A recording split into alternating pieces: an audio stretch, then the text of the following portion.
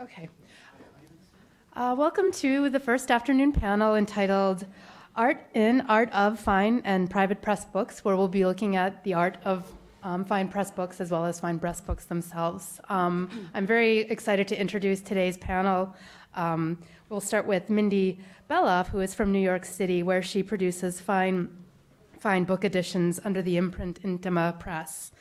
Her 30-plus career in the fine arts has included work in painting, sculpture, photography, welding, glassblowing, mixed media, and of course the book arts. In 2009, Mindy's recreation of the Declaration of Independence in 2009, as originally printed by a woman, Mary Catherine Goddard, in January 1777, earned her a Puffin Foundation grant. Mindy's works have also been exhibited in the Sculpture Center, PS 122, and the Bronx Museum of Arts. Mindy earned her master's at NYU, is a McDowell Fellow, and an art educator at local universities, book centers, as well as through her own studio. Following Mindy is Carolee Campbell. I have to say, in preparing an introduction for Carolee, I found it really difficult to know where to start with her amazing career. She founded Ninja Press in 1984, but she also has amazing experience with kendo, a Japanese martial art, or maybe her distinguished career as an actor, which included induction into the Actors Studio in 1964 and an Emmy in 1976 for her work on The Doctors. But we're here today to talk about Ninja Press and her work. So in the interest of time, let's focus on that and the limited editions of contemporary poetry, which she herself designs, hand sets in metal type, prints letterpress, binds, and often illustrates. Her books can be found in many great libraries, and the complete archive of the Ninja Press is at the Davidson Special Collections at UC Santa Barbara. Finally, we have Michael Thompson, who hails from Chicago's North Shore, where his Boreas Fine Arts shop is located in Evanston, which sells artists' books and fine art press books from the post-war era and contemporary eras. He is a trustee of the Newberry Library, chair of the Library Society at the University of Chicago, and also serves as a member of the visiting committee at the University of Chicago Libraries. He is a past president of the Caxton Club, Chicago's bibliographic organization, and is currently vice chairman of the Fellowship of American Bibliographic Societies. He has lectured widely at numerous libraries, including the Boston Public Library, the San Francisco Public Library, and the Danish Royal Library in Copenhagen. So with that, I will turn it over to Mindy.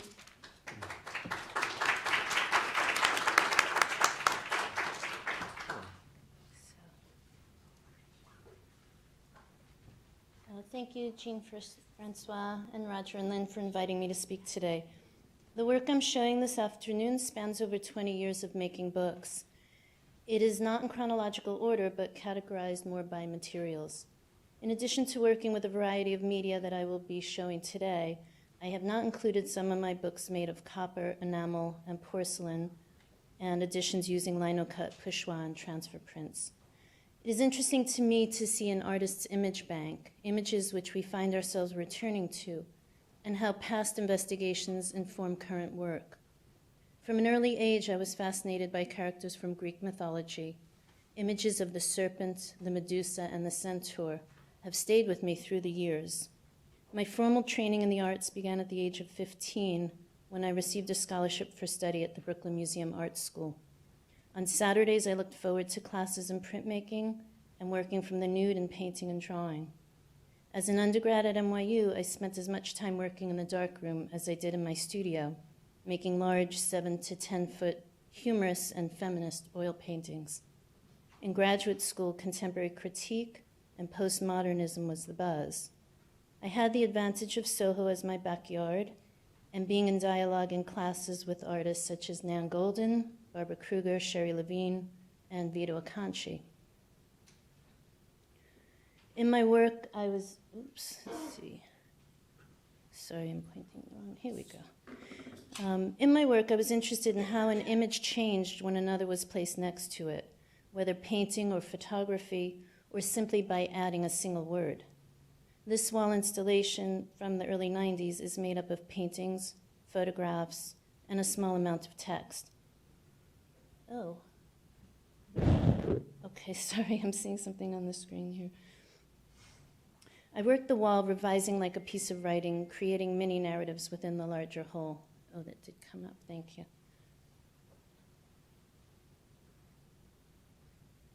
I wanted to find a way to show paintings in book form that the viewer was invited to touch, and I created sculptural steelbooks of frames I welded with fragile paper pages hanging from them. More recently, 2 years ago, I borrowed one of these steel frames for the hand-set letterpress printed pages shown here. In Night After Night, two texts resonate. The contemporary poem written by Steve Gentili is paired with verse of a century earlier, with excerpts from Rilke's first elegy. The two meditations on night and lovers create a dialogue of voices. The depth of feelings and inner reflections of both express a universal search of one's inner world through symbolism, mythology, passion, and beauty, which transcends the generations. The piece on the shelf includes the word beauty in blind emboss and text from David Hickey's essay, The Invisible Dragon. I also printed these pages on white, black, and blue papers for a small edition of prints with one etching inside a clamshell portfolio. There are 5 variations in the edition. Oh, sorry, missing link there. The call letters W2LZX belong to my uncle, who was a ham radio operator for over 60 years and a radio operator aboard a B-17 bomber in World War II. The book is composed of nostalgic photographs and collaged QSL cards representing over 40 countries. I used etched metal covers with a red leather spine and personal and historic letterpress printed over digital images of the cards. This edition is from 2008. When I read a text that resonates for a book edition, I choose the materials that the piece seems to dictate. In 2003, I pursued my curiosity about the properties of glass and experimented with glass blowing, etched glass, and kiln work. This investigation led to the edition End of April by poet Phyllis Levin a few years later. When I read this poem, I knew I wanted a miniature book, but it took years for the edition to take shape. The 4-inch cube is crafted of holly and cherry woods, the glass egg was blown with gold leaf, and robin's egg blue glass was used to match the dye in the handmade paper I commissioned.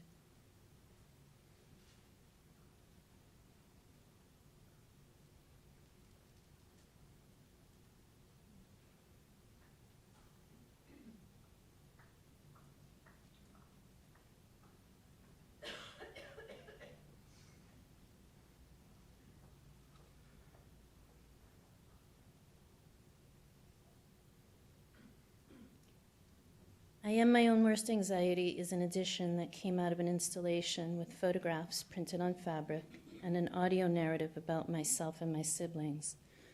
The photographs are what we used to call self-portraits before the selfie became popular. The translucent paper creates an eerie after-image when the pages are turned. This piece is from, the edition is from 1998.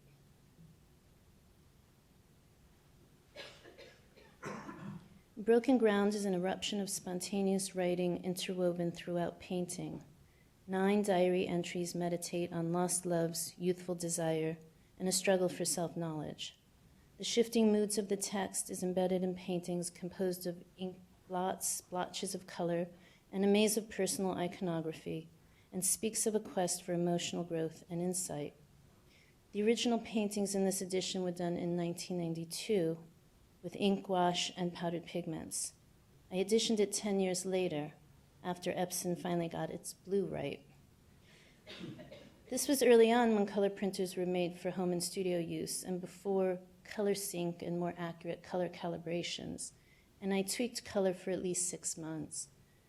After which, of course, they introduced the new, more archival pigmented inks, which meant a new large format printer and many more months of color revision, until the color was as vivid as the original paintings. The Cliffs of Mistake is a poem that I heard Molly Peacock read while I was teaching at the New School. I saw images in my mind during her reading. I introduced myself and asked if I could use her poem, which originally I thought was going to be a broadside, but it turned into this edition of 50 books. This is from 2006.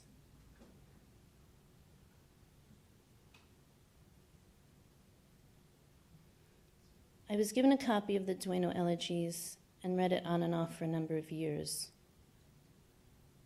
Fortunately, I had been given a good translation by David Oswald, a Jungian analyst. When I read Rilke's expressions of despair, love, fear, and solitude, I could visualize the poet's words through imagery. In 1996, while on an artist residency, I decided to meditate on one elegy each month and see where my eye and hand took me. In this early work, I didn't know I was making a book at the time, but at some point when I was finished, I bound the pages with a hardcover. It was around this time that I met Toni Zwicker, who knew she could sell the book to a collector, but I resisted. I knew I would figure out a way that I could afford a 4-color process, and in a few years, color inkjet printers provided the answer.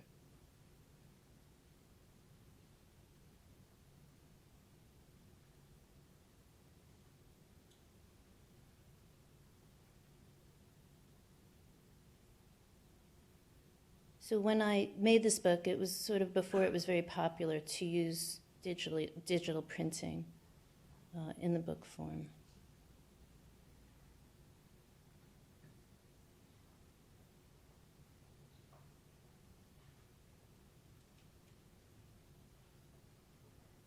Caught Inside a Dream Unfolding is a letterpress printed edition with images printed from engraving plates, polymer plates, and linoleum cut blocks with hand painting.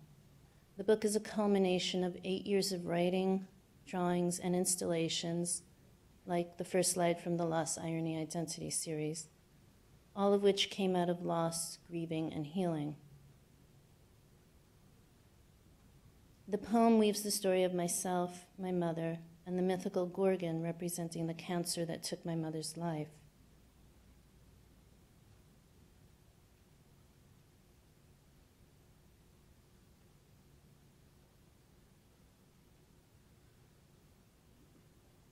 It communicates a powerful psychological and physical struggle that involved intense feelings and intimate memories, past pain, present healing, and future hope.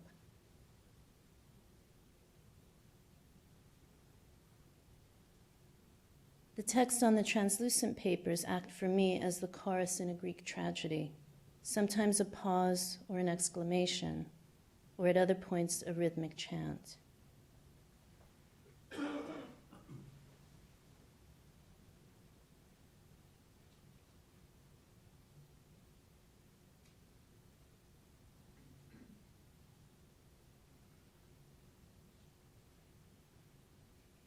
This is an image of 2 slides showing charcoal drawings that I did also in the early 90s. The portrait as a centaur, which is a drawing about 7 feet high, is an image I'm currently working with in the studio now on a 9x12 copper plate as I formulate a new book edition, among some others that hopefully will be in process soon. And this is the book in the exhibition. In the Garden of Earthly Delights is a recently completed edition of 12 copies. It is based upon Hieronymus Bosch's 3-panel painting, The Garden of Earthly Delights. The concertina sewn spine binding is quarter-bound with pink buffalo skin, with leather onlays and full leather slipcase, bound by Celine Lombardi. I worked with Celine for a year until the onlays were just the right shape and size and finally looked as if I had cut them from the leather with my own hand. The book is divided into 3 sections to coincide with the panels of the painting, with the left panel represented in section 1 on white paper, the middle panel as section 2 in tan, and the third right panel in gray paper, so that the images become darker with each section. 3 newly written poems and large Roman numerals announce each of the sections.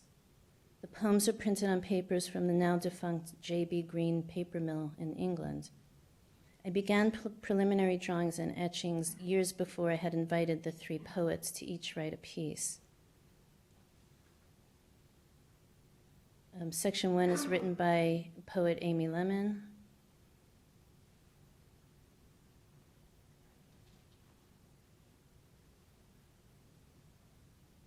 And section 2 by Steve Gentili.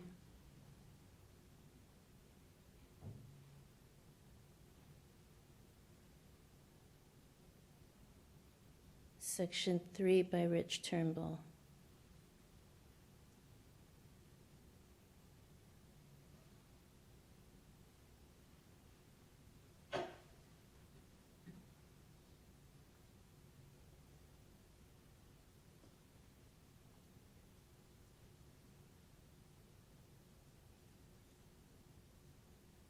The etchings are multicolored. I applied different colored inks to open by copper-etched plates in a painterly manner, more in tune with William Blake than with traditional intaglio hand inking. The etchings are printed on folios, which was more than a bit tricky. If I pulled a print that was not acceptable, both prints on the folio were rejected. I hand-inked 143 intaglio prints for the edition, which includes an artist-proof copy, but I actually printed closer to 200 prints. Each of the 11 etching plates are inked up slightly differently, and all are hand-painted, so no 2 are the same. Sometimes they're closer in color, and other times they're not.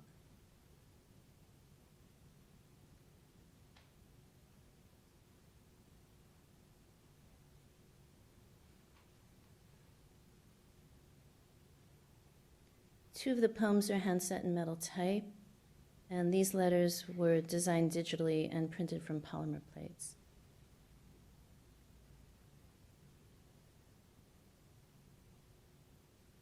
Thank you.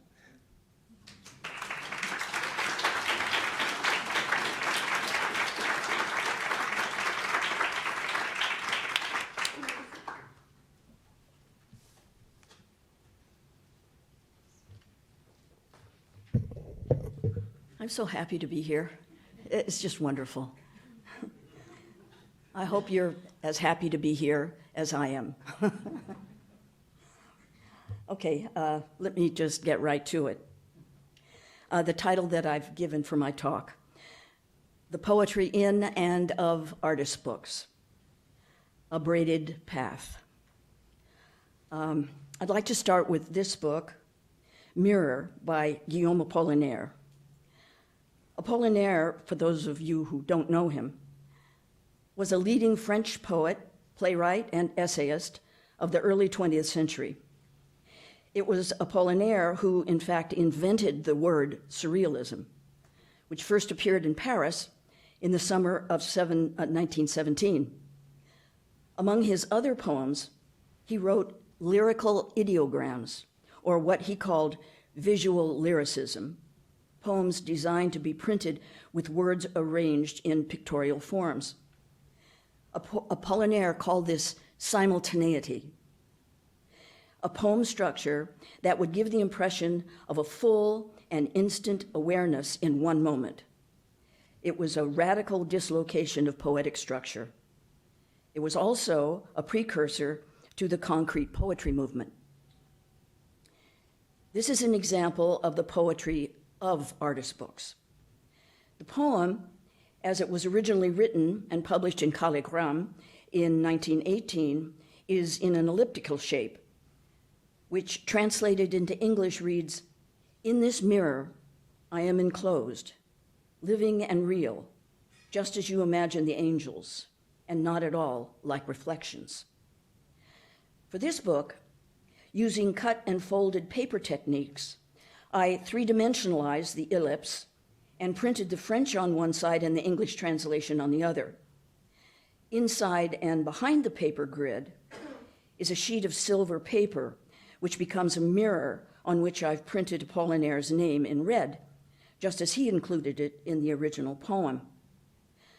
I covered the boards with Japanese momogami paper that's reminiscent of a blackened and cracked mirror. So, The poem has been exploded into 3 dimensions, with each element echoing or mirroring the essence of the poem. The poem has become bonded, it has become braided to the structure. That simultaneity in the one moment the book is opened is what Apollinaire was talking about. The next example is a book of poems by Michael Hannon. This is Burn Down the Zendo. The word zendo in Japanese, it means a place or a shrine where the formal seated practice of Zen Buddhist meditation takes place. The cover paper is handmade from Egyptian toe flax. The kanji on each of the covers is calligraphed by hand with sumi ink. The kanji reads Zazendo. It's not idiomatic Japanese, but it can be read to mean either the Zen meditation hall itself, sitting in meditation in the hall, or the periodic question and answer session that takes place between the Zen student and the master. Each text page, from the very opening to the last poem, is inhabited by an enso, or empty circle. The enso is an image that's very common in Zen Buddhist art. It can mean quite a few things. It can mean everything, nothing, unity, the moon, or even a rice cake. In this book, I won't show you every page. The enso grows in size as the pages are turned.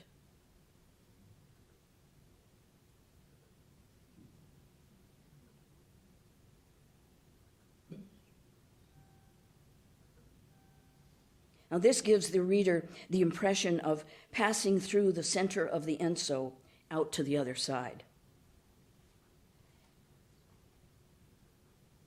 And these are the magnesium plates that I used to print the enso. I modeled the book structure from ledger books, or chomen, that were used commonly throughout Japan, particularly during the Edo period, which was from 1603 to 1868. These were sewn on one short end, as you can see, and kept handy by hanging the book on the wall from its sewn end. I've repeated this historical model, and I mean my book to be hung on the wall as well.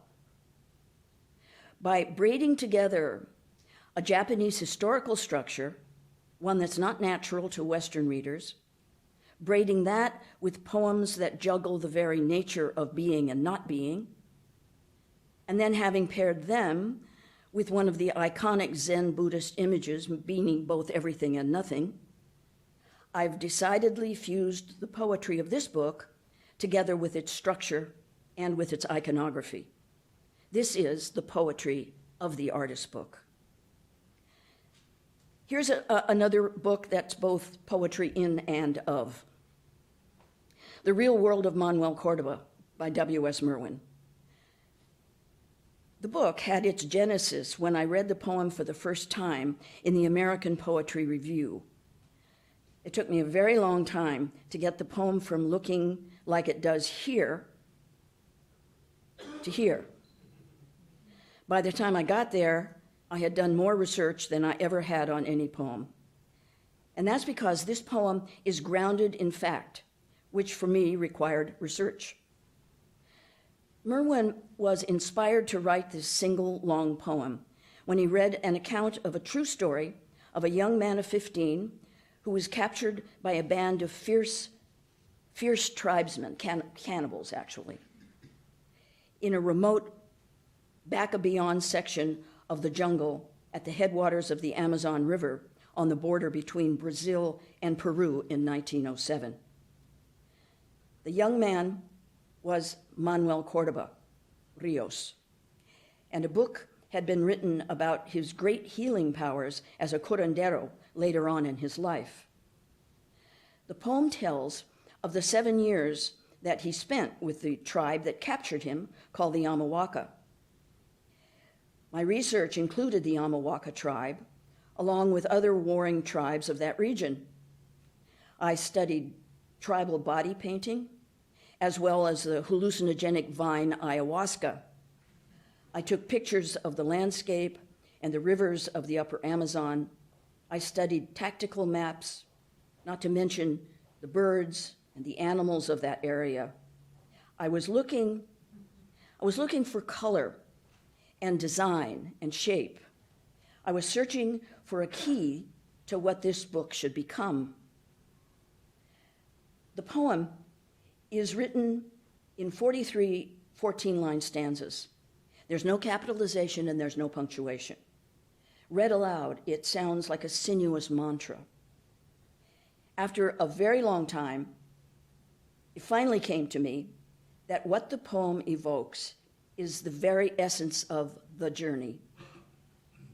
Manuel Cordoba's 3-day journey with his captors is not only an arduous physical one, through tough terrain that tears at his skin and clothes, it is also the quintessential mythological journey of going forth and coming back changed. He's with the Amawaka for 7 years. He takes ayahuasca ritually with them, which is an interior journey into the dream world. Through the Amawaka, he gradually becomes expert at using plants as medicines for healing. He's traveling both in space and in time and in the dream world. Well, when I finally got that, it came to me that the book should be a map, a folded map. The folds would be the stanza breaks. A river would flow down its left side. The poem would undulate alongside the river, copying its serpentine meanders. The river could change color, as it might in the dream world. The paper I chose is a handmade Japanese sheet called kakishibu. It's not seen much in the book world. And I chose that to give an added sense of otherness. The book's cover opens from top to bottom, not from right to left. When it's closed, it's only 3.5 inches high and 13 inches wide. It's featherlight, I should say, but it still opens to 15 feet for a simultaneous view of the whole poem and its journey. So, in my view, again, this book expresses Apollinaire's simultaneity all over again. And like Mirror and Burn Down the Zendo, its shape is solidly welded to the meaning of the poem and structure as one. My last example of the inness and the outness of the artist's book is The Persephones by Nathaniel Tarn. Nathaniel is not only a poet, he's also an anthropologist. It's through his anthropological work, which includes work with Claude Lévi-Strauss, that he's focused on the many aspects of world mythology. The Persephones consists of 10 poems, each of which is centered on another kaleidoscopic view or aspect of the goddess Persephone and Hades, who is the god of the underworld. The myth of Persephone is a common myth in many of the world's cultures. It just goes under different names. But in the ancient Greek version of the myth, Persephone is ravaged and abducted by Hades. Hades takes her by force into the underworld to reign as his queen for those months out of the year when winter blankets the earth. When Persephone is released back into the upper air, plants regenerate with the reappearance of spring. It's the ancient story of death and regeneration, of death and rebirth. Let me read a little bit from the first poem called The First Persephone to give you a kind of an idea of what I was embarking on.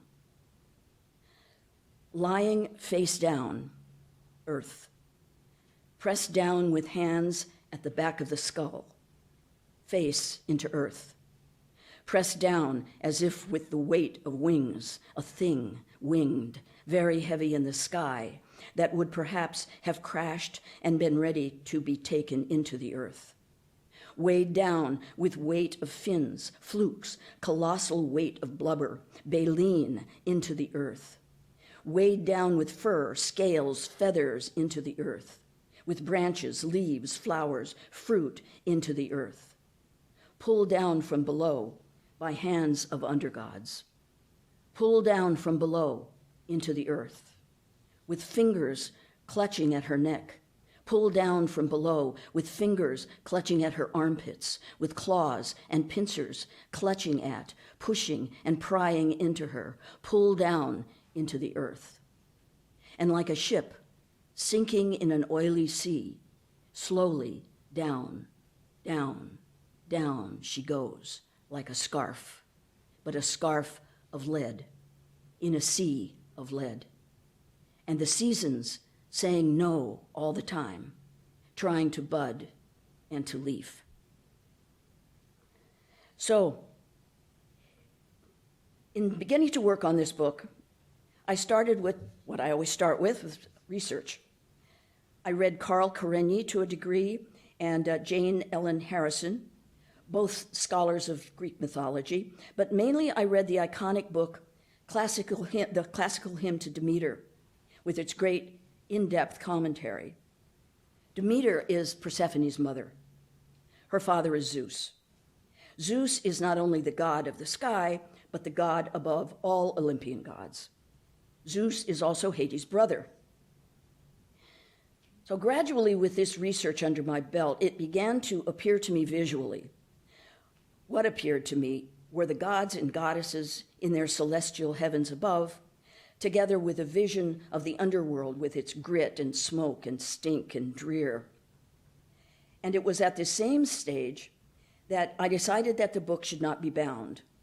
I didn't want its pages sewn tightly together. I wanted an open feeling of freedom and expansion to it. Each poem is a different view or picture of Persephone and Hades.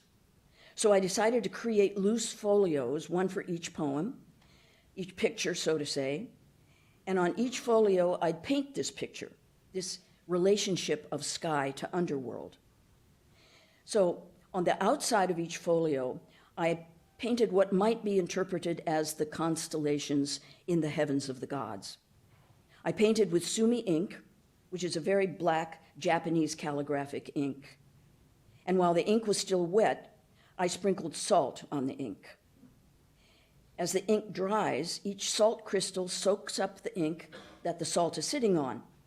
And after the salt is scraped away, these white star-like clusters are left behind.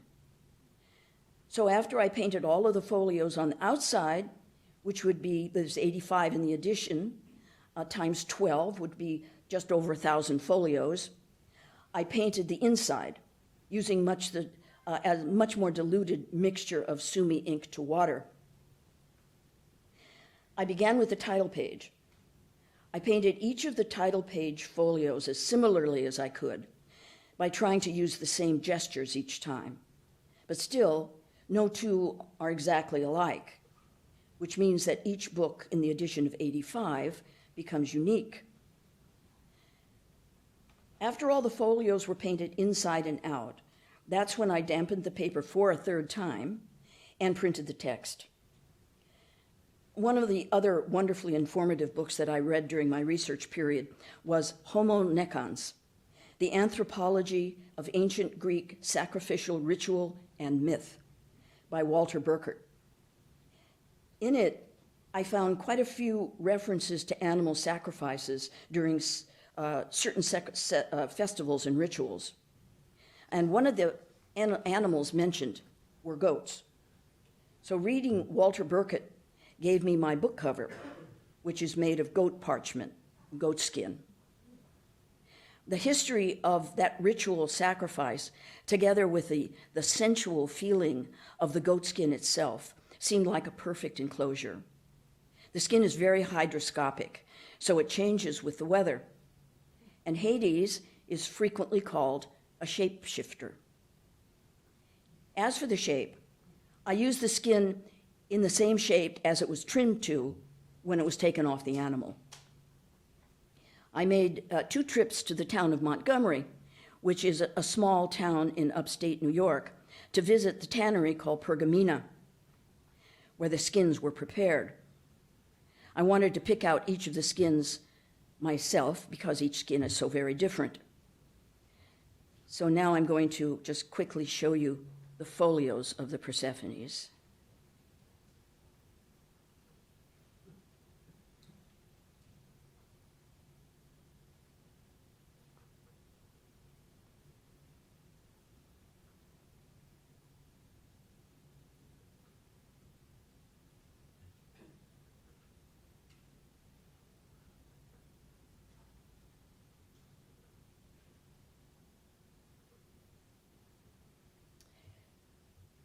So let me just tell you that the kind of deep satisfaction that I get out of making books such as these is more than I can say. But for the most part, it's because of the duration of time that it takes, day by day, week by week, to tease out its essence is transformative. It is the deep pleasure that I take in this poetic investigation and in this kind of sustained work that's divided between the rational and the intuitive, between materiality and the muse. Thank you.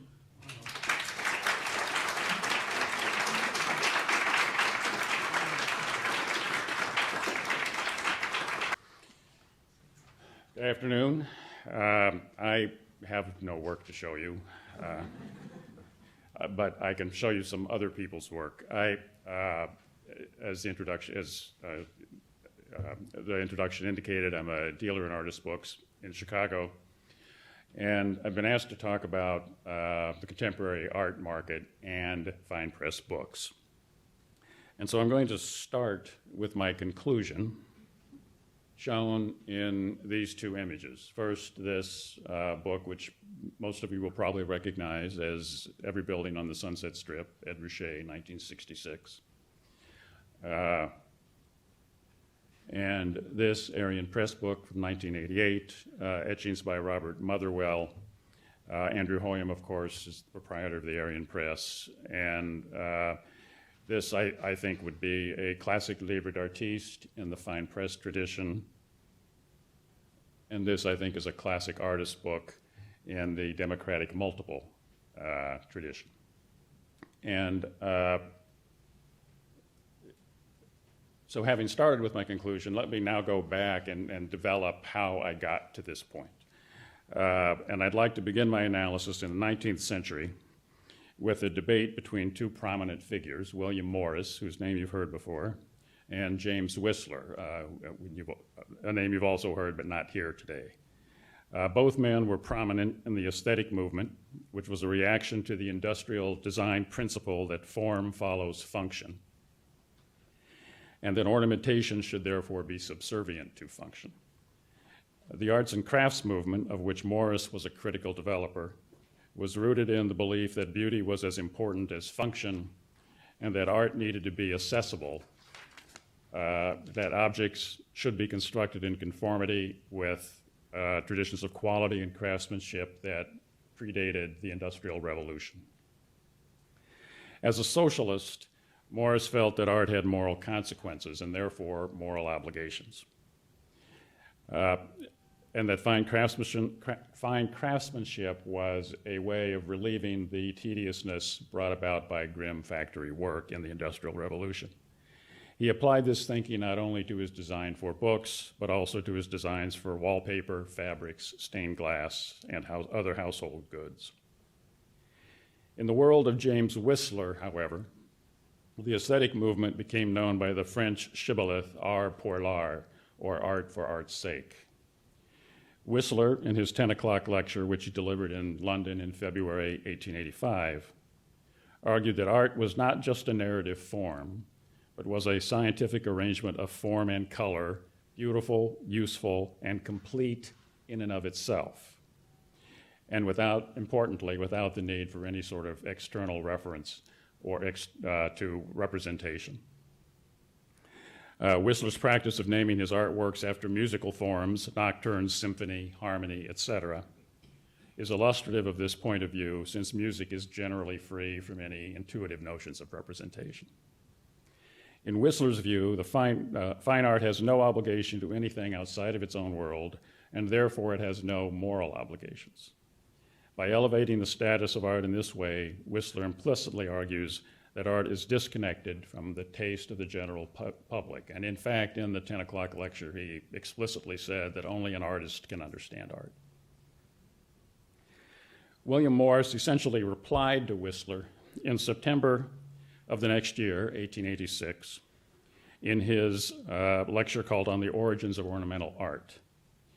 True to his socialist ideals, he argued that all people have the capacity for appreciating and for producing art, whereas Whistler thought that art dies when it became popular.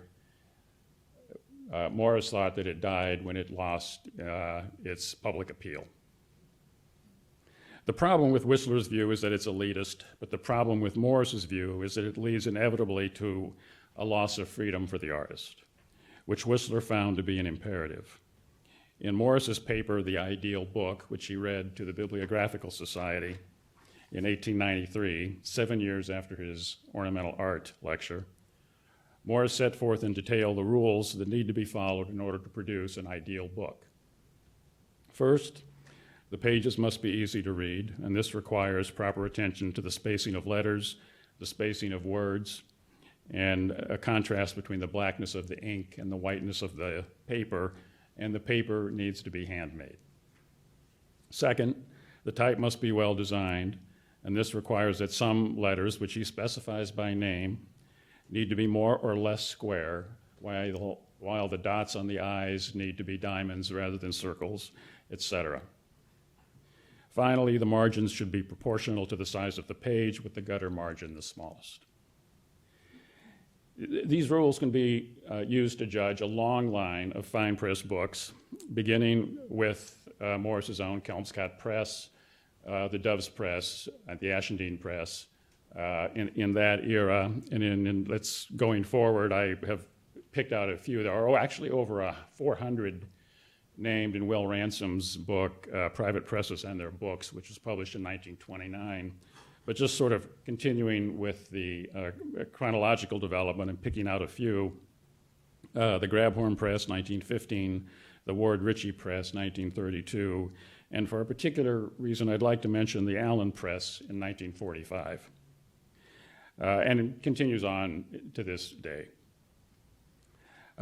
In essays published in 1962 and then again in 1981, Lewis Allen again took up the idea of the ideal book and came up with even more precise specifications. He listed 8. 1, a significant text, and you might want to just keep this book in mind, although I like this book. I'm actually trying to sell this book. This book is in my inventory. But I'll just leave. I like this book, but number 1, a significant text. I think James Joyce or Ulysses were qualified for that. Graphic work by an important artist, Robert Motherwell, more than qualifies for that. Pleasing typography, impeccable craftsmanship, materials of superior quality, color, appropriate binding, and the last one is the je ne sais quoi pas of combining all 8. And so there are even more rules that can be applied. In contrast, however, to this fine press tradition is another tradition, which I will call the fine art tradition, and that too can be traced back to the Morris-Whistler debate. Through the good offices of none other than Claude Monet, Whistler was introduced to Stéphane Mallarmé, a French symbolist poet who translated Poe's The Raven into Le Corbeau for publication of Manet's famous early Livre d'Artiste. Mallarmé translated Whistler's 10 o'clock lecture into French for a continental publication, and the two men became correspondents and close friends. Mallarmé was a person who had an interest in and an influence on books and works as works of visual art.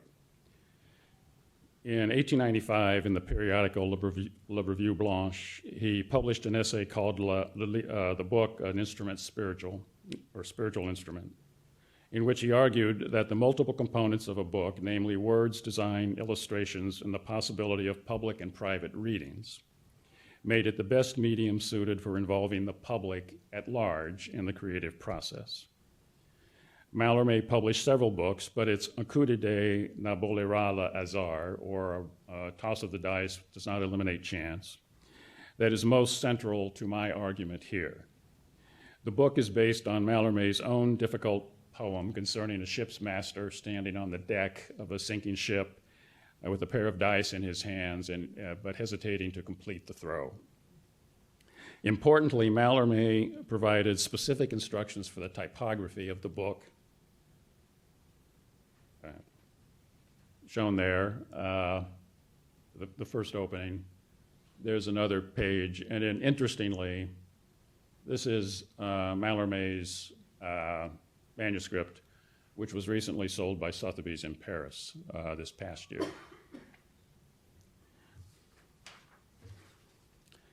Fast forwarding ahead about 70 years, we find the work of Marcel Broodters, a Belgian conceptual artist who at the age of 40 left behind an unsuccessful earlier career as a poet, bookseller, museum guide, and general intellectual provocateur of Brussels cafe society.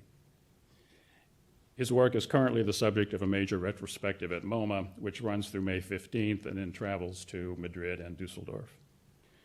Broodters died at the age of 52 in 1976 and therefore had only 12 years as a visual artist. But in it, he created an astonishing number and variety of influential objects, including some 20 artist books. His first significant work of visual art was to encase in plaster unsold copies of his last poetry book, Pense Bête, thus creating a sculpture that, and making sure that the unsold books were not read. Early in life, he came under the influence of the Surrealists, especially fellow Belgian René Magritte, who introduced him to Mallarmé's Un coup d'idée. Here is Broodters' treatment of Mallarmé's book. This, as you can see, this is actually Mallarmé's treatment. This was a posthumous publication in 1914, but the first publication that followed Mallarmé's typographical specifications. And you can see at the top the name of the author, the title, Un coup d'idée, and then the poem, and then below that, Gallimard, the publisher in Paris. With Broodters, he's done essentially a facsimile. He's inserted his own name as the author, kept the title, changed poem to image, and then rather than publisher, it may be a little unclear, but that's the gallery at which this event took place. Gallery Wide White Space in Antwerp, and Michael Werner in Cologne. And this is what Broodters did with Mallarmé's poem, and this is what I call a. This is the image. This is the work of a poet stripped of his words. And this book has then again, in going forward to 2008, the book was picked up by a German artist, a contemporary of ours, Nicholas Pickler. And he's taken Broodters' work, put his own name in as the author, kept the title, changed image to sculpture, put his own sort of publishing name down at the bottom. And that's his, what Russell this morning called a kinetic sculpture. What was it? Yeah, kinetic, but it's not a bad. So this is clearly an influential book. That leads me to an analysis of books in the fine press tradition and books in the fine art tradition, using current aesthetic theories, at least the ones to which I subscribe, and there's no shortage of aesthetic theories that one could use. I'll begin in 1973, again with Marcel Broodters, who made another book which he called A Voyage on the North Sea. In some respects, it is just another artist's book like many of the democratic multiples made in the era of the 60s and 70s, including the Sunset Strip book by Ruchet I showed earlier, and artists working now like Nicholas Pickler. Broadter's book has 3 variants in English, French, and German, all of which are small softcover books printed by Offset Press in large print runs of 1,000 copies each. The deluxe edition, with 100 copies in English and 10 copies in French, was numbered and signed and packaged in a bluish-gray box that included not only the book, but also an accompanying silent 16mm film lasting just over 4 minutes.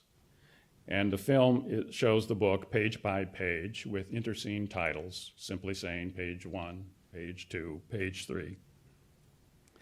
The book portrays 2 voyages on the North Sea. One in a square-rigged vessel returning to port, and the other on the Recto is a modern-day sloop running before the wind under spinnaker in a photograph that may have been taken by Broadter's. That museum in Barcelona makes that claim. I have not been able to verify it, but one can use one's own judgment. This mixing of media, namely film, printing, painting, and still photography, became the touchstone for Rosalind Krauss's lecture and book in 1999, on the North Sea, Art in the Age of the Post-Medium Condition, which was a play on French philosopher Jean-François Lyotard's postmodern condition philosophical treatise. And Krauss argued that art in the 1970s was made without regard to the constraints of a particular medium. And she said that Broadter's, with this work, stood at the edge of that change. She contrasted it to a previous period where the medium was deemed to be critical to the understanding and evaluation of an artist's work. More particularly, the idea that any given medium had characteristics, the idea was that any given medium had unique characteristics that differentiated it from other media, and this generally known as minimalism, a theory of aesthetics, articulated most prominently by Clement Greenberg as part of a formalist theory of modernism. This formalist theory devolved into a formidable intellectual force that drew the attention of the art world away from what was represented in a particular work towards how it was, and how well the medium chosen by the artist was deployed to make an artistic statement. The post-Greenberg, post-minimalist art world is now focused on other things, in what over time has become known as the dematerialization of the art object. Much of the art produced in the last 4 decades, such as conceptual art, mixed media art, installation, appropriation, aggregative media, and performance art, does not have a single or even any material support, and therefore has no particular medium to explore, as Clement Greenberg would have required. Further to this point, Gregory Badcock, who died in 1980, he was a New York artist and critic who, in the latter role, had an intense interest in artists who pushed boundaries. He, like Greenberg, was a noted expert on minimalism, and later became interested in and wrote about conceptual art, video, and performance. In 1969, Badcock reviewed an exhibition organized by avant-garde art dealer Seth Segalab called Zero Painters, Zero Objects, Zero Painters, Zero Sculptors. Badcock said, anyone who doesn't go to this show have his head examined, because this is probably the first exhibit this season that really goes someplace and offers something that really matters. Another thing about this show is that perhaps it isn't art, and maybe it isn't art, and maybe it's art criticism, which is something I've suspected all along, that the painter and the sculptor have been further and further away from art, and in the end, perhaps all that would remain is art criticism. So in conclusion, I would like to pick up on something that Russell said earlier, where the lines between art and craft have been blurring. I would like to agree with that and add to it the line between art and thought have been blurring as well. And as makers of books, I think that a book is a very well-suited instrument, spiritual or otherwise, for embodying ideas that any as an artist. Thanks.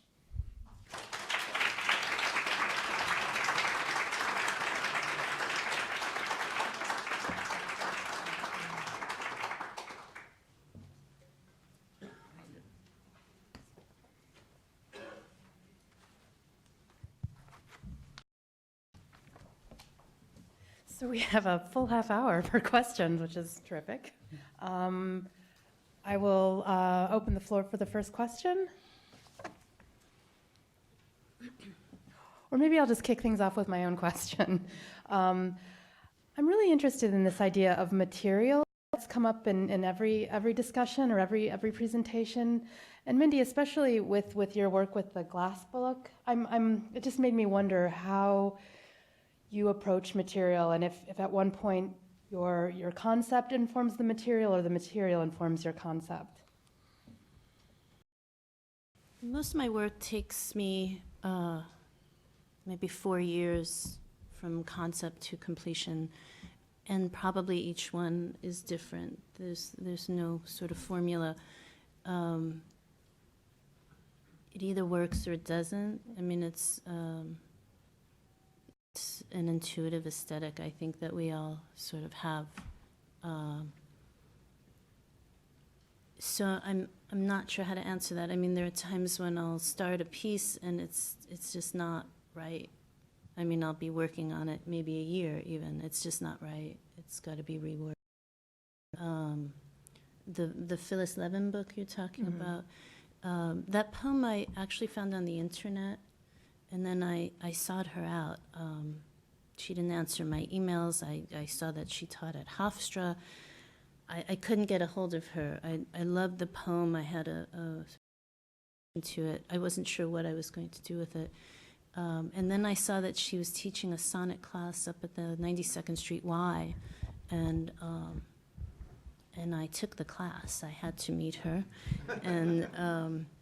And after the first class, I said, "Hi, I'm Mindy. I'm a book artist. Can I use end of April?" And before I even asked the question, she said yes. And I've always found that poets are very receptive.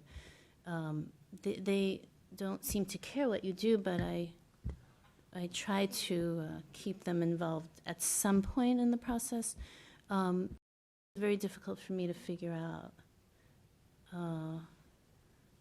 I'm not sure I'm answering it, but each piece is, it sits for a long time while you're doing other work, other books, other stuff, and it just sort of comes back around. I'm probably not expressing it well, but each one's different. The one with the metal covers about my uncle also was, sometimes it's excruciating.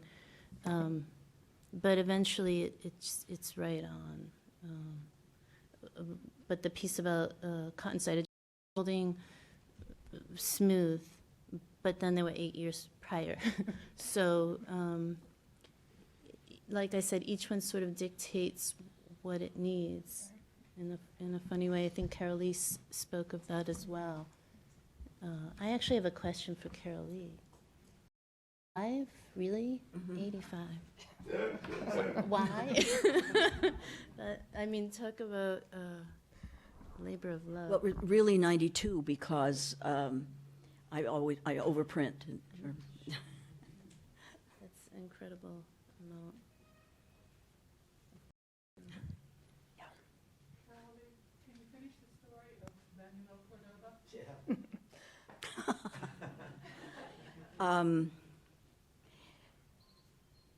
It's, I don't know if I should give you the short version or the long version. As I said, he was with this tribe, the Yamawaka tribe, for 7 years. And this, as unbelievable as it seems, at first he was captured, and he thought because these Amawaka were cannibals, that he was being readied to be eaten. and he was kept in close. He was guarded very carefully.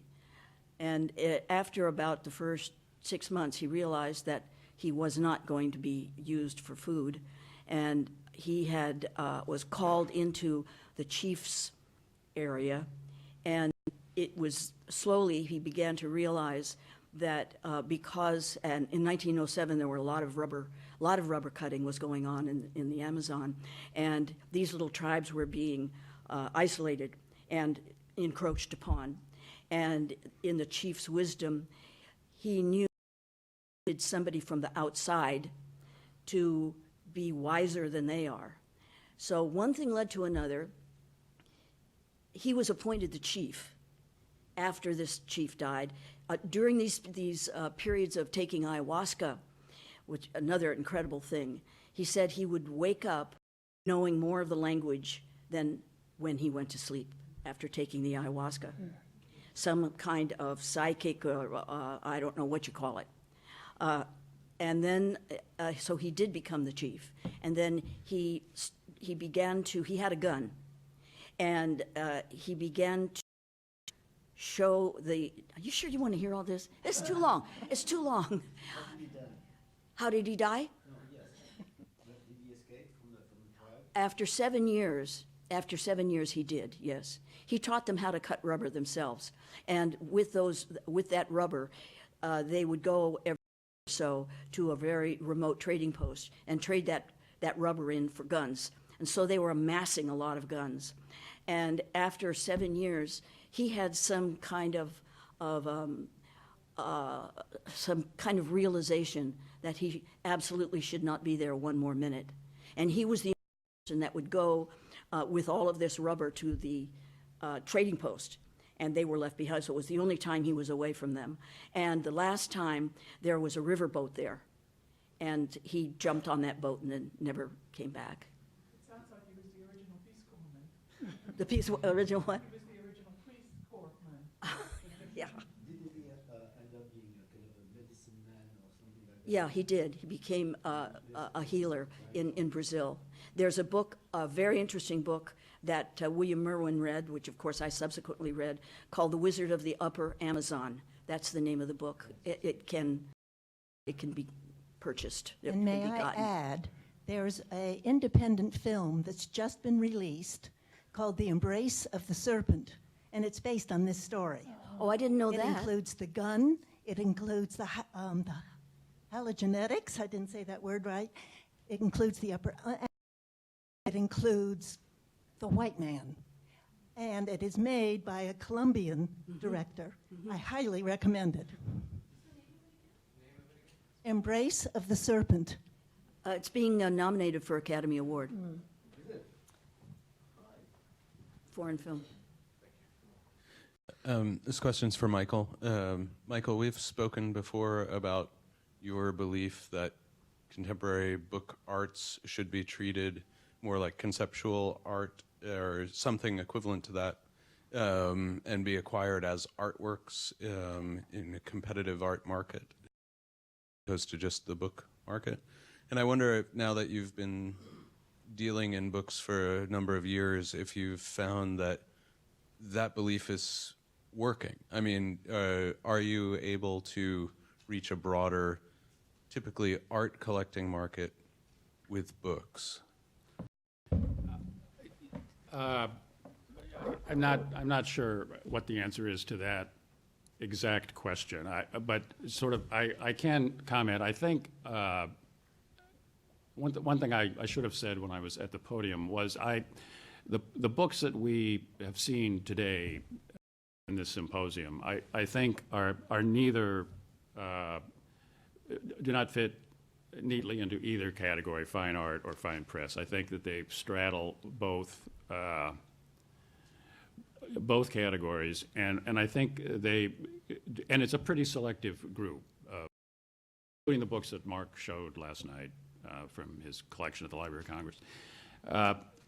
And I think that that's important, that they not lose their bookness, but the one thing I would say about Well, there are a lot of artists who may establish their reputation with media other than the books, who are now making books. In addition to Ed Ruscha, Charlene von Heil is one example, like Anselm Kiefer is another. You see, one runs across it all the time, and those books I think are bought by art collectors as well as book collectors. The one thing I think those of you making books should take to heart, and or at least give good faith thought to, and this is my firmly held belief, that, and going back to your material question, I don't think you should ever look at the material you're using or the medium as a constraint on whatever artistic statement it is you want to make. I really think that should come first. What is it that you want to say as an artist? And then choose a method of saying it which is appropriate for the message. And I think fare better as an artist and economically as well. I think Lynn has a question, yeah.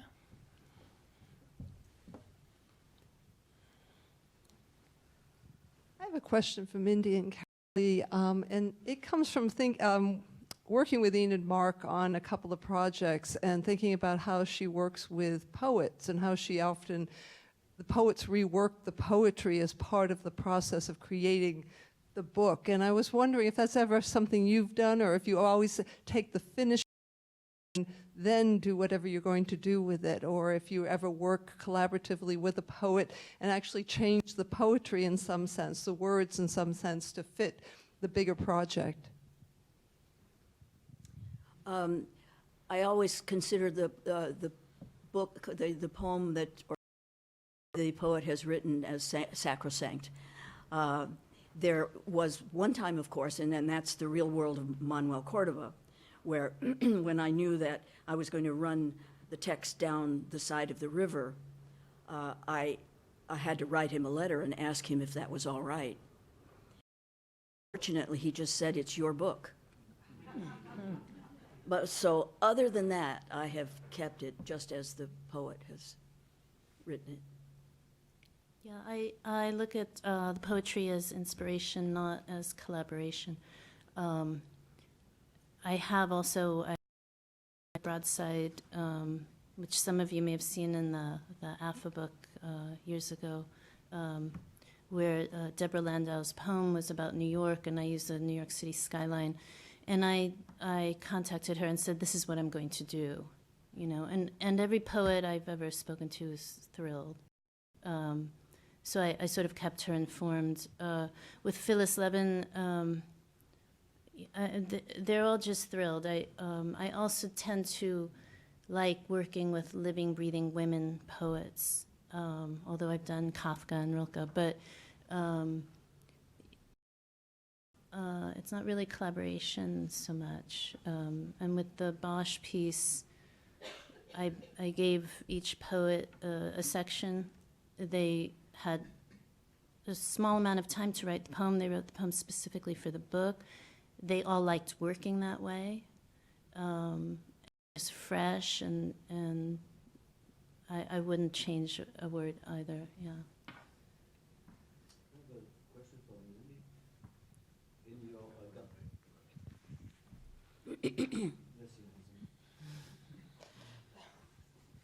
In your last section of the Garden of Earthly Desire, yes, that one. You have one of the pictures you have is has a man, the face of a man. In which piece? In the last section.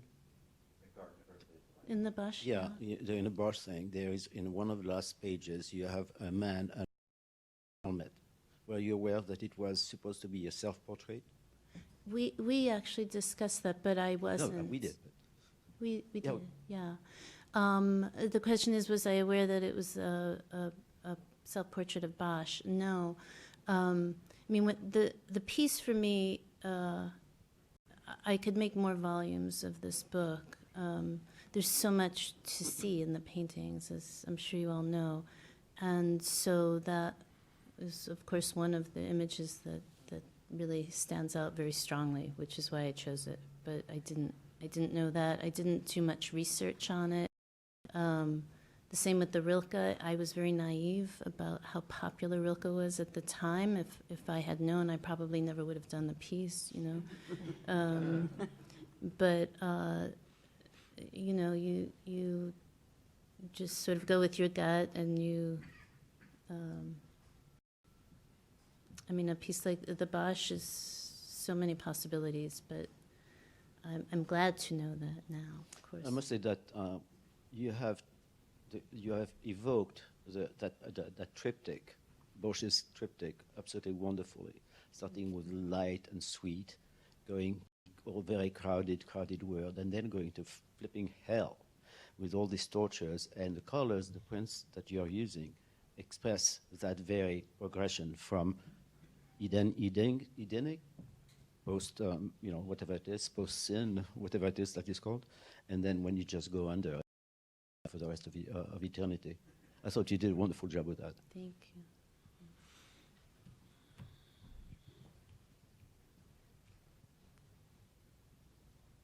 Oh, come on.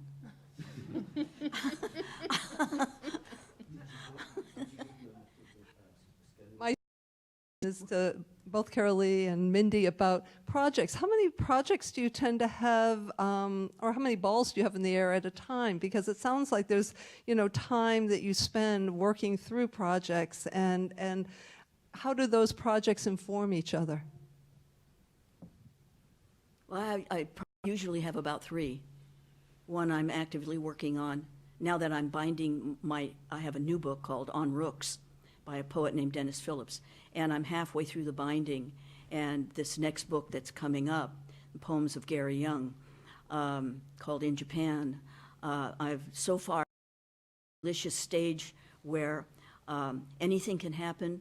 Your imagination goes wild, and you can just do anything until you start doing that anything, and that anything becomes very limited. And that's when you have to get the pick and shovel out.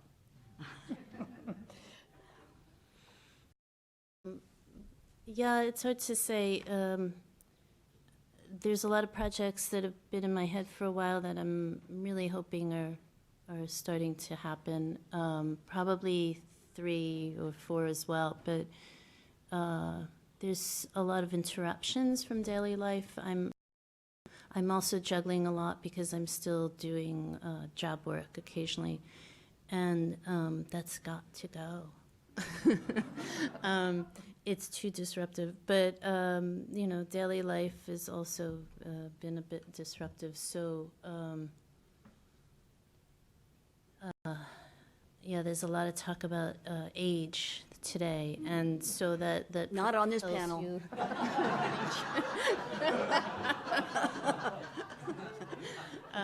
but that does sort of propel you forward to get a lot of those things. You know, for years I always said, oh, I'm waiting for my patron to send me to Italy for a few years so I could work on an illuminated manuscript with no interruptions. I don't see that happening soon, but maybe pieces of it are going to start coming out. We'll see. Carolee, I have a question about the Persephone folios. Yes. This may be really obvious to the other book artists out there, but I'm really interested on how you thought to use salt with the Zuni ink, or is that just a note to use the salt with the Zuni ink? The constellations? Yeah. No one would know that. Okay. I took a weekend workshop in Salt Lake from a woman named Sarah Langworthy, whose work I'm sure many of you know, and she was teaching lots of various techniques on that, some on the press and some not on the press. This was some of her technique. This was one I learned from her. And I thought it was wonderful, but had no idea of how to use it. And then the Persephones came along, and it evolved that way. Yeah, it's incredible. That was a workshop. Well, I got my money out of that one. We have a question back there.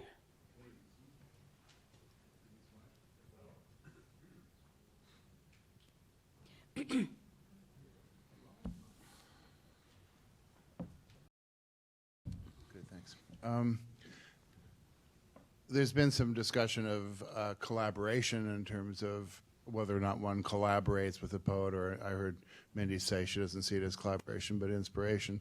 But there's another level of collaboration I'm kind of interested in hearing about from Mindy and Carolee and Michael's perspective, which is, do you, in the process of creating a work, have someone that you vet this with before it comes out as a final creation, or is this completely an individual moment? I find myself sometimes when especially younger book artists come and they have all of their, that we enter into a conversation of why have you chosen to do this? Have you thought of, there's a conversation about material or structure or choice. Do you have individuals that you turn to while you're creating a book? And Michael, do you have conversations when artists, when you represent the same vein?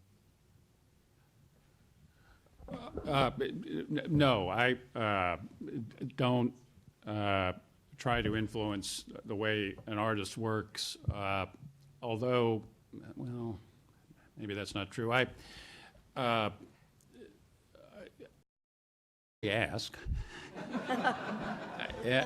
and I try to. I come at this endeavor as someone interested in aesthetic philosophy and in art history, which are two dramatically different. They interest me a great deal, especially the former. And I think that sometimes I can be helpful to an artist in that perspective, in having them work through an issue. But I never have a particular suggestion. It's just something I thinking. But on the collaboration issue, I would say this is not responsive to your question, Mark, but I think it's a pertinent comment. We saw this morning the Shining Path book from 21st Editions, and Mr. Tomlinson saying that he was having a lot of trouble with the photographs, of the harsh, violent nature of the poems and the juxtaposition of those two. And Richard Minsky and I were talking about that, and neither one of us had that reaction. And I'm not speaking for Richard, but my view of that, just in terms of this collaboration, one of the problems with the classic livre d'artiste is whose mind is behind this work of art? Is it the publisher? Is Ambroise Vollard role? Is it the visual artist? Is it the textual artist? And in that situation, that's what I would like about that book. How did that decision get made and by whom? And I think and then we can start a conversation. But that could be a good example of collaboration, which can consume a whole dinner hour or cocktail hour, or it can be just somebody making a decision that doesn't work, and we don't really know whom to hold responsible for it. So it's, but collaboration generally, I think, is growing in the art world, and I think it's a good thing, but has to be handled carefully. Well, it's a good question. I'm glad you spoke up first so that I could organize my thoughts. I think that, as for me, without sounding too mystical about it, it's really an important time when I'm developing a book to keep the metaphorical lid on it and not talk about it, not to talk about it at all, and not until the pot boils, to continue the metaphor, torture it. After I'm pretty solid about what it is I want, I then have a few treasured people that I know will, they'll give a response which is never, well, I think you should do this instead of that. I think this is wrong. And so I value that a great deal. Value and try to read how enthusiastic they are. If they're not so enthusiastic, then I don't know what I do. It happens sometimes, but other than that, no.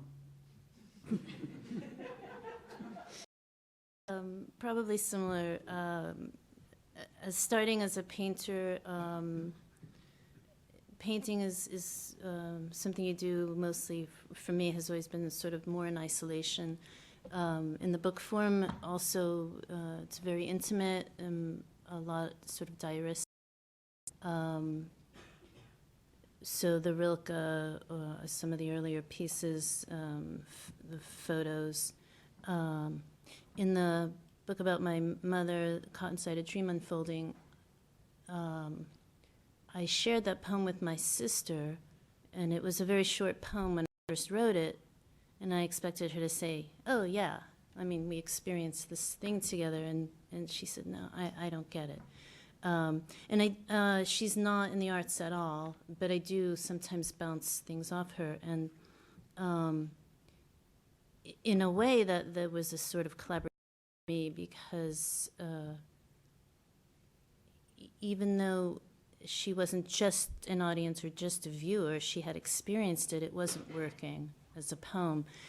So when I wrote my own poem, it was more, I had my sister, a friend who was a Jungian therapist, read it as well, and I invited some of their comments in that. The Bosch piece is probably the most sort of collaborative in quotes. I don't do leather binding. I do some book binding. So I first started with one binder, and that wasn't. And so with Celine, it was trying to communicate what I wanted. We worked through 1 year's time. And I guess I took on different roles as publisher, as fine artist, as printer. And the poetry is important in this book, but I just hoped when I invited the poets that I would like what they wrote, and I did. If I didn't, I don't know if I would, as Lynn suggested, if I would have asked for change. Rich actually thought I wanted to, so he was prepared to change it, and because he used the F word and thought maybe that was not a good thing, and I said, no, it's perfect, don't touch it, it's contemporary, it's... yeah, collaboration sort of loosely. I think that I've talked with, they're just so happy to see their words printed on the page. Same with students I've taught, poetry students. They're just so thrilled to have these things come alive. So I might be moving at some point in that direction in a piece. But yeah, this piece sort of was taking on some different connections with people. And like Carolee, I think I don't share my work till it's more than halfway there. You know, it's to finish. My studio, I still do teach in my studio, and I still see the print shop as a place of dialogue. So people do come in, and I invite them in, and or they stumble in, or they're visiting, or they're coming through, and work is out sometimes, and so it's nice. Sometimes I do have a little bit of a dialogue about it, but for the most part, I think I'm hiding my stacks and letting it cook as well. And yeah, it does take a long time, so print that I did 2 years ago that, you know, was from the Bosch, but I wasn't working on it. I mean, yeah, it's kind of cyclical, fluid process. We have time for probably one more question. Oh, okay. Question for Carolee. At what point did you decide to focus on contemporary poetry, and why? I can't quite say when, because I also did an essay of Henry David Thoreau's called Walking. I don't know when I decided. It just sort of kept, I just kept being attracted to poetry, and it is through working that I begin to understand the poem, always better than I ever did as a mere reader, because in setting the type, in the daily practice of at first just thinking about it and then beginning to set the type, it is a kind of, you digest the poem in a way I never could as a reader. And it becomes so precious to me, because we have to be very careful what we select, because we're going to be with it for a very long time. So I don't mean to say poetry is an armature. It is not, but it works. You can do so many more things than you can printing prose.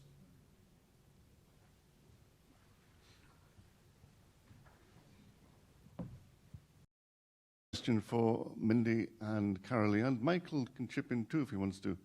When I'm working, I often listen to music, and depending what I'm doing, whether I'm thinking, creating those ideas, printing or binding, the music will vary. Can I ask you if you listen to music when you're working, and what do you listen to? Unfortunately, in my studio, I just have a radio, so You listen to the radio? I do. It's either classical or rock. When I was painting, I used to select music more, and I'm trying to remember.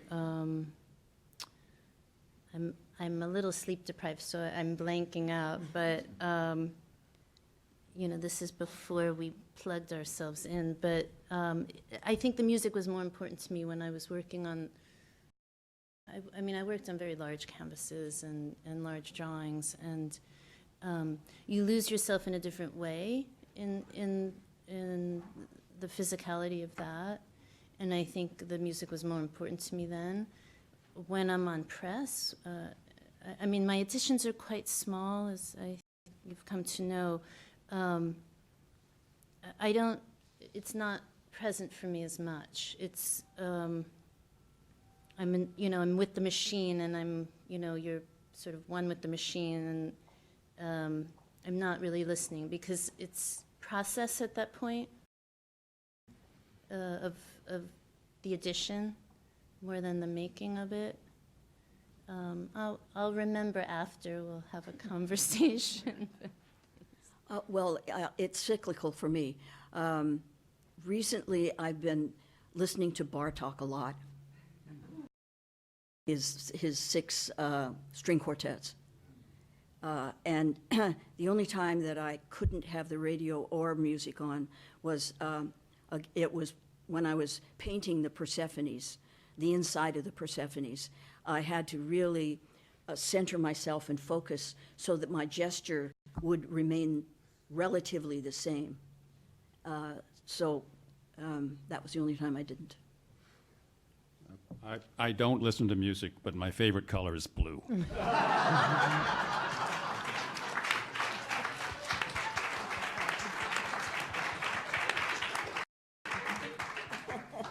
Okay. Thank you, panelists.